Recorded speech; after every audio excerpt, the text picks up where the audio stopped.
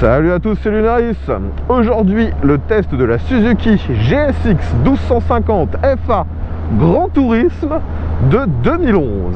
Allez, c'est parti.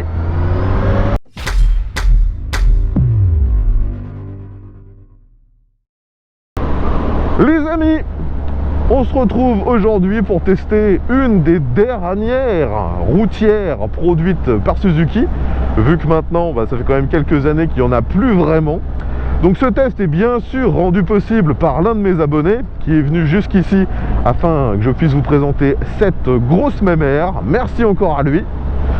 Bon, d'ailleurs, si vous suivez mes tests, vous avez déjà dû voir, il y a de ça maintenant quelques temps, le test de la Bandit 1250S, donc roadster caréné de très grosse cylindrée. Et faut savoir qu'en fait cette GSX 1250 FA, c'est un Bandit 1250 qui a été recaréné et légèrement modifié afin de le transformer en vraie routière.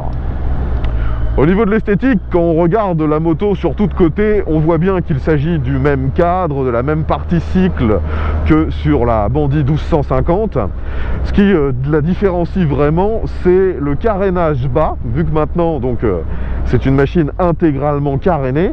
Et on a aussi une face avant avec une optique qui ressemble à ce qu'on avait à l'époque sur les GSXR. Le moteur, lui, est toujours donc un 4 cylindres en ligne. Celui-ci a une cylindrée de 1255 cm3. Il s'agit d'un moteur alimenté par injection, à refroidissement liquide. Et il n'y a pas de différence de performance par rapport à la Bandit. Le moteur délivre toujours 98 chevaux. Ce qui peut sembler assez faible, même à l'époque, pour une moto avec ce genre de moteur et surtout avec une cylindrée aussi élevée. Et bien évidemment, vu que la moto est maintenant entièrement carénée, elle est aussi un peu plus lourde. On a maintenant environ 260 kg tout plein fait, c'est-à-dire avec 18 litres dans le réservoir, si je me souviens bien. Et en plus, aujourd'hui, la moto doit être même encore un peu plus lourde que ça, car il s'agit de la version Grand Tourisme. Donc c'était une option à l'époque qui transformait cette GSX 1250 FA avec tous les supports de bagages. On a les valises et le top case officiel Suzuki. On a également le petit déflecteur devant moi. Et on a également la béquille centrale. Donc tout ça, c'était dans le pack Grand Tourisme qui transformait réellement cette moto en grosse routière. Et vous pouviez également à l'époque avoir cette moto sans le pack Grand Tourisme. Donc finalement c'était juste un Bandit 1250 intégralement caréné. Sur le modèle que je présente aujourd'hui, il y a une seule grosse modification. Il s'agit du silencieux d'échappement qui n'est pas d'origine mais qui est au même emplacement avec un gabarit un petit peu plus petit que celui d'origine. Bon, me voilà en centre-ville, vous connaissez les lieux si vous avez l'habitude de mes tests. Et ce qui est surprenant avec cette machine, c'est que malgré son gabarit, elle est assez facile à prendre en main. Vous voyez que on n'est pas sur une Sport GT comme pouvait l'être avant les GSXF. Là, c'est vraiment un Bandit caréné intégralement. Donc on a un grand guidon chromé, assez haut, relativement recourbé vers le pilote. Donc ça fait que je suis presque pas penché vers l'avant pour le saisir. Les commandes au pied sont en position neutre, je dirais même très légèrement vers l'arrière.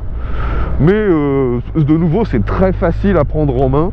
On n'est pas gêné par le gabarit de la moto ni par son poids.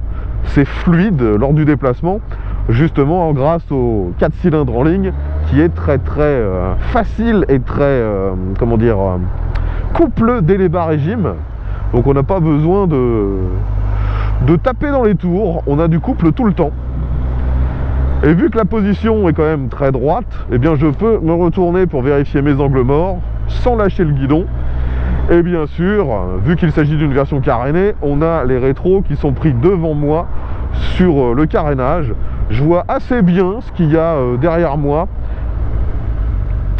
Et maintenant, nous allons nous arrêter. Et donc, vous voyez que je peux mettre un pied à plat, l'autre qui touche un peu. Je ne peux pas mettre les deux pieds totalement au sol, tout simplement parce que le réservoir est un peu trop large pour moi.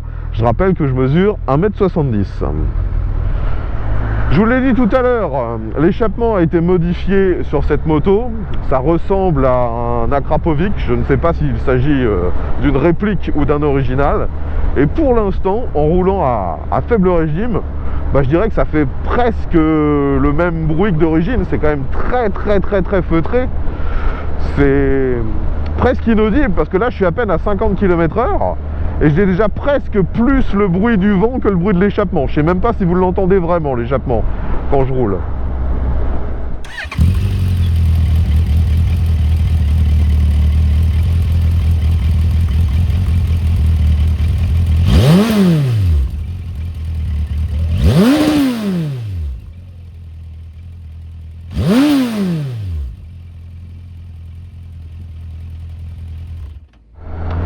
Alors nous sommes maintenant sortis de l'agglomération, mais malheureusement on va tout de suite se retrouver bloqué derrière un tracteur, donc je peux assez peu accélérer.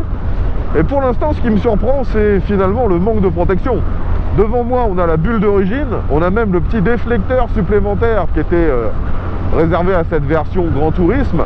Le petit déflecteur peut se régler en inclinaison, mais franchement bah, peu importe le réglage, je sens pas de différence.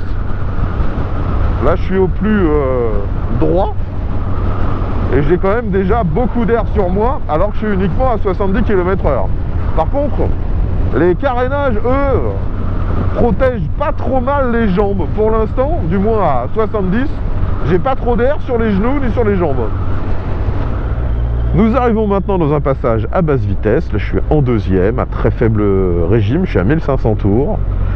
Et de nouveau ça se manœuvre très bien, hein. On ressent le poids mais la machine n'est pas difficile à manœuvrer. Sur ce modèle on a des pneus d'une taille standard, c'est du 17 pouces, 120 à l'avant et 180 à l'arrière. Bon les amis, vous connaissez les lieux si vous regardez mes vidéos régulièrement. On est ici bien sûr pour tester l'accélération de ce modèle.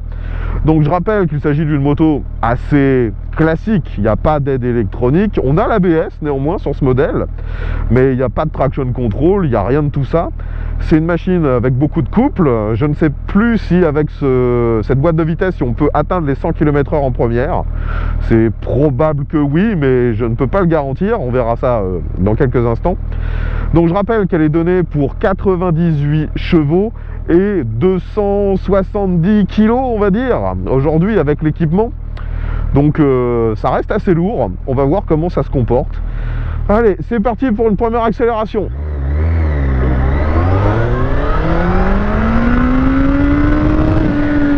Donc oui, on attend les 100 km/h en première. Et je me souvenais plus vraiment du comportement de cette moto. Finalement c'est pas brutal, c'est linéaire. Ça marche très bien. Je vais essayer de refaire la même chose dans l'autre sens en accélérant un peu plus comment dire, énergiquement. Là je pense que finalement je pouvais vraiment faire mieux en termes d'efficacité. Maintenant que je suis ici, vous revoyez, donc je touche des deux côtés mais j'ai pas les pieds à plat. Et on va faire un demi-tour. Donc je braque à fond. Ouais, pour une machine de ce gabarit, ça braque plutôt bien finalement. Pas besoin de remanœuvrer. Je finis pile de l'autre côté. Maintenant, on va recommencer l'accélération et ensuite tester le freinage. Allez, c'est parti.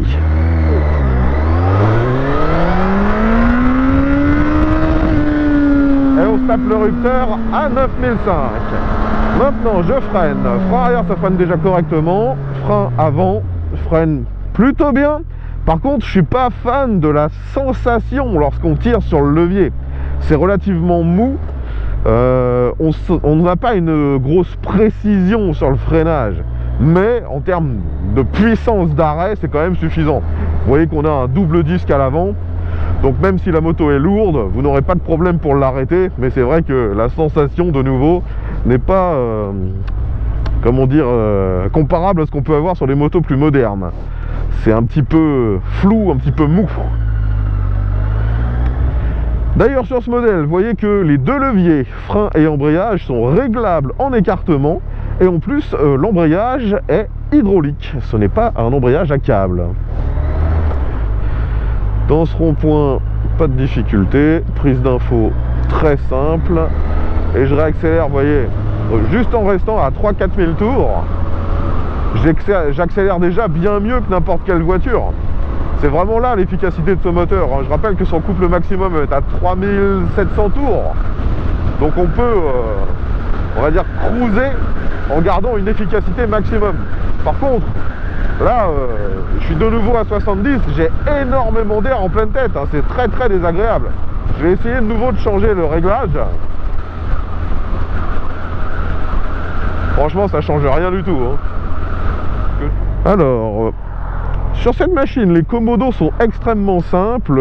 Sur la gauche, vous voyez qu'on a tout ce qui gère l'éclairage, on a des appels de phare, on a également des feux de détresse. Sur la droite, démarreur, coupe-circuit. C'est tout. On n'a pas de bouton pour intervenir sur le tableau de bord. D'ailleurs, le tableau de bord, si vous suivez mes vidéos, vous devez le reconnaître. Il s'agit du même que sur la GSX-F 650 de la même époque. Donc on a un compteur à aiguille, un compte-tour, pardon, à aiguille, très lisible. On a à côté une petite indication à cristaux liquides pour le rapport engagé et un autre écran à cristaux liquides qui lui nous donne la vitesse, le kilométrage, la jauge de carburant. On n'a pas de consommation instantanée ou moyenne sur ce modèle, c'est un peu dommage. Et malheureusement, pour changer les infos, vous êtes obligé d'appuyer sur les boutons qui sont directement sur le compteur. Ça, c'est de nouveau un peu à l'ancienne, dirons-nous. Et tout en bas, j'allais l'oublier, on a une lumière qui sert de shift light. Ça nous indique quand changer de rapport, quand on arrive à trop haut régime. La boîte de vitesse fonctionne plutôt bien, mais elle est quand même un peu audible lorsqu'on redescend les rapports. Ici, on va essayer de faire un test de souplesse. Donc là, je suis en 3e à 1500 tours, 4e à 1200, 5e, 6e à 1000 tours. Ouais, bon. Le seuil de souplesse sur cette machine, c'est environ 1200 tours. Donc c'est vraiment excellent. De nouveau, les 4 cylindres en ligne permettent une plage d'utilisation exceptionnelle. Vous pouvez repartir efficacement d'environ 1200 jusqu'à 9000. C'est hyper rassurant et ça permet, lorsque nécessaire, de rester à bas régime pour cruiser sans faire de bruit. Et vu qu'on a de la cylindrée, on a toujours des bonnes relances.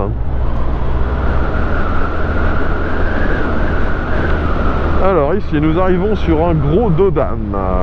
On va ralentir.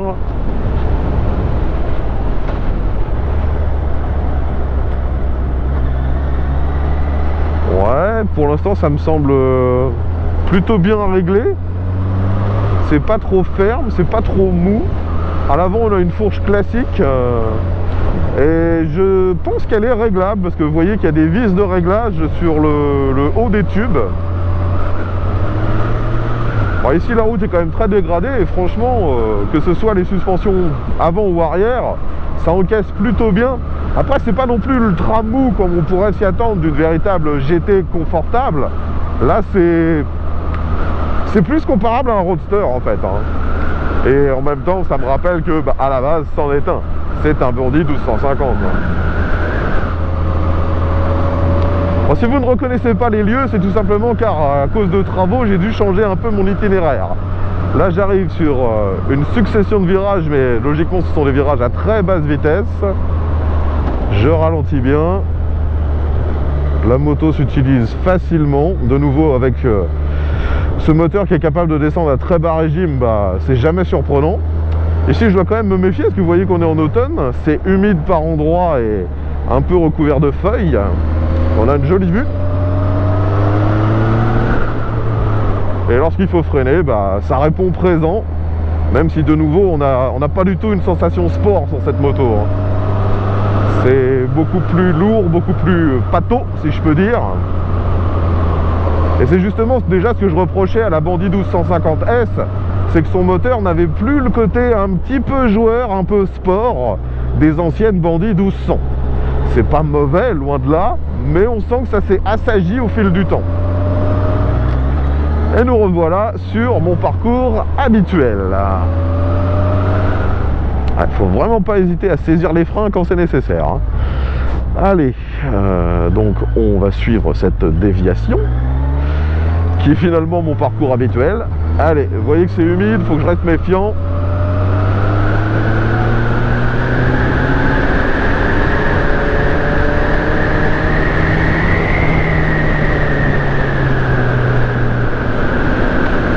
De nouveau, ce qui finalement me limite le plus dans ma prise de vitesse et ma prise d'angle, c'est le freinage. J'ai pas une confiance énorme avec celui-ci, justement à cause de la mauvaise sensation que j'ai. Et en plus, il faut savoir que sur ce modèle, en fonction du réglage de l'écartement, ça change complètement la perception qu'on a. Le retour d'info n'est pas identique. Ça, c'est vraiment dommage. Bon, de toute façon, je pense que vous l'aurez compris, hein, ça reste une moto efficace, mais on n'achète pas cette machine pour ses prétentions sport, loin de là. Les anciennes GSX-F étaient plus sportives que cette GSX 1250FA. Certains l'appellent la GSX-F 1250, mais son réel nom c'est bien 1250FA.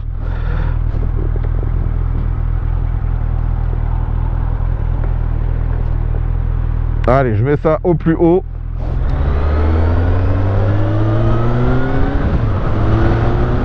Et vous voyez que même en ayant une conduite un peu dynamique, hein, on peut rester à plutôt bas régime. Hein.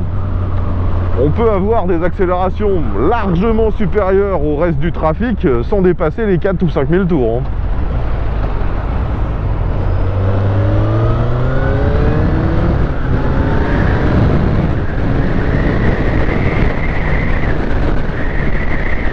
C'est même bluffant à quel point c'est efficace à bas régime. Hein. Nous arrivons maintenant sur l'autoroute. Ah, je vois qu'il y a des travaux. Il va falloir que je me méfie. Donc là, je suis déjà en 5e. Hein. Je m'engage tranquillement. Il n'y a personne. Je réaccélère plus fort. Je passe la 6. Et c'est parti. Donc même en 6, on a des relances qui sont vraiment excellentes. Là, vous voyez que je suis à 110, j'accélère à fond.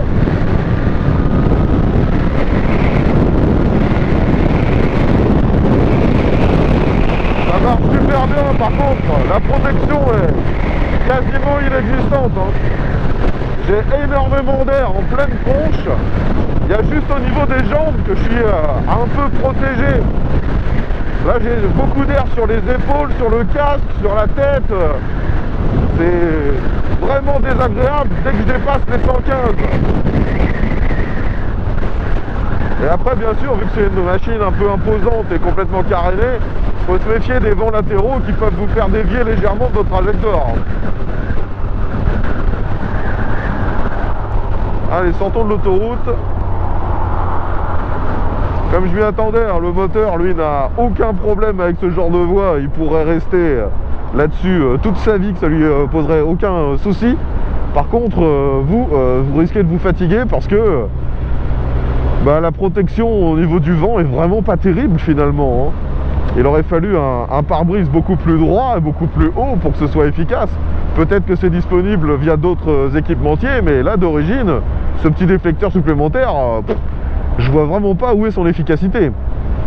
Comme je vous le disais tout à l'heure, la face avant semble avoir été reprise d'un GSX-R de la même époque. Et le propriétaire me disait que l'éclairage, qui est encore confié à des ampoules halogènes, éclaire très bien de nuit. Les clignotants, vous voyez qu'ils sont également d'origine, donc c'est également avec des ampoules à incandescence. Ils sont très visibles. Après, c'est vrai que on n'est plus habitué à des clignotants de cette taille. Ça vieillit un petit peu la moto. On va maintenant faire une dernière accélération. Allez, c'est parti.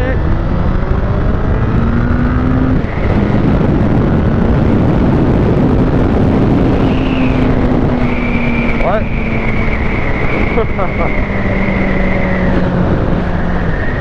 Ça reste à 1255 cm3, hein, donc quand on a besoin, il n'y a pas de problème.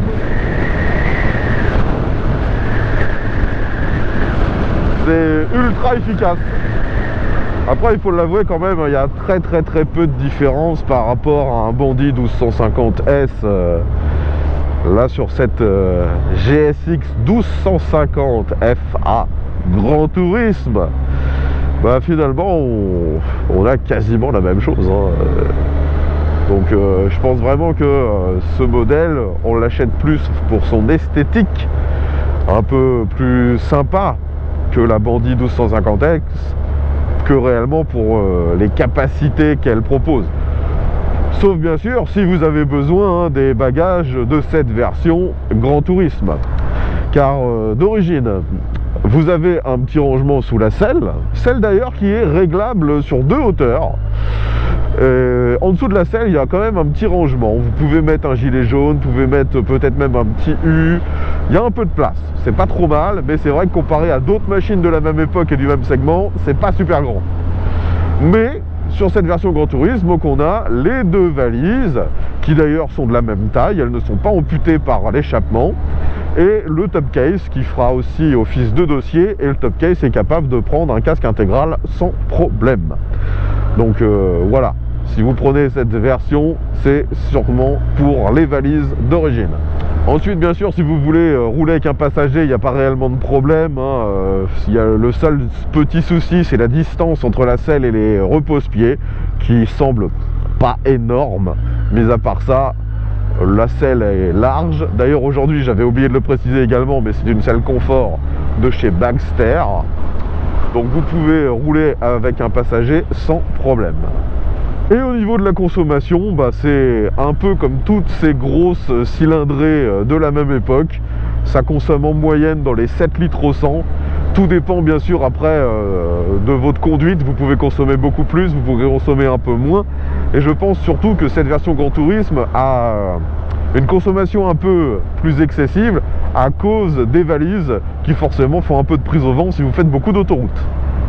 Donc je le redis, hein, pour moi cette moto se destine essentiellement à ceux qui voudraient un Bandit 1250 mais avec plus de bagages. Sinon c'est quasiment la même moto. La bonne surprise par contre, c'est que sur le marché de l'occasion, ces motos ne sont pas très très chères. Actuellement, un modèle de 2011 comme je vous présente, quasiment conforme à l'origine, ça vaut entre 4 et 6 000 euros en fonction du kilométrage et aussi bien sûr de la présence des bagages ou non, car je rappelle qu'elles ne l'avaient pas toutes. C'est réputé extrêmement fiable et assez peu coûteux en entretien. Donc de nouveau, si vous cherchez vraiment une machine avec une grosse cylindrée et des bagages, ça peut être une bonne alternative à plein d'autres qui existent encore sur le marché de l'occasion. Mais je trouve clairement que parmi ses concurrentes, c'est peut-être la moins fun.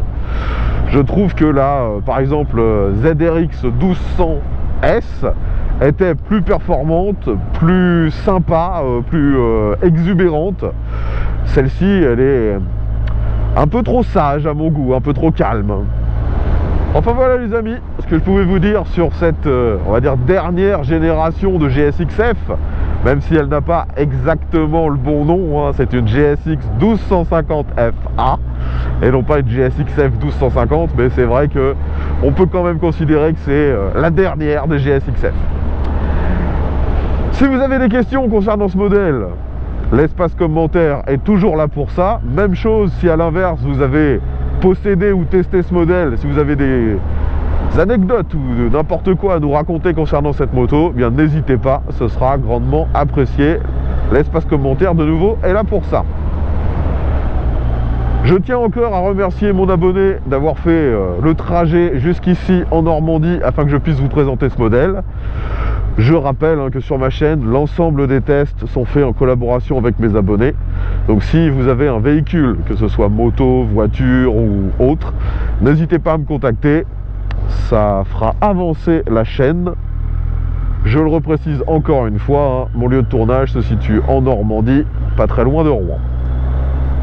Si vous avez apprécié ce test, n'oubliez pas le petit pouce vers le haut, le partage et vérifiez que vous êtes abonné si vous aimez ce contenu, vu que je le rappelle, grâce à vous, je teste toutes les semaines une nouvelle moto et aussi plein d'autres choses.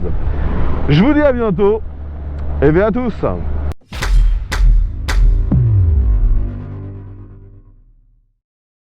Finalement, j'ai quand même l'impression que sur ces 20 dernières années, Suzuki a quand même eu du mal à nous sortir de vraies routières. Celle-ci, pour moi, c'est un roadster caréné plus, mais ça n'en fait pas réellement une très bonne routière à cause de sa mauvaise protection. Et en plus, il n'y a pas vraiment le côté fun d'une Sport GT comme c'était le cas avant avec les GSX-F. Et maintenant, Suzuki vend la GSX-S 1000 GT qui, elle, a retrouvé le côté sport, et peut-être même un peu trop. Elle est extrêmement performante, très sympa quand on veut faire l'imbécile, mais de nouveau, le côté GT n'est pas forcément au rendez-vous.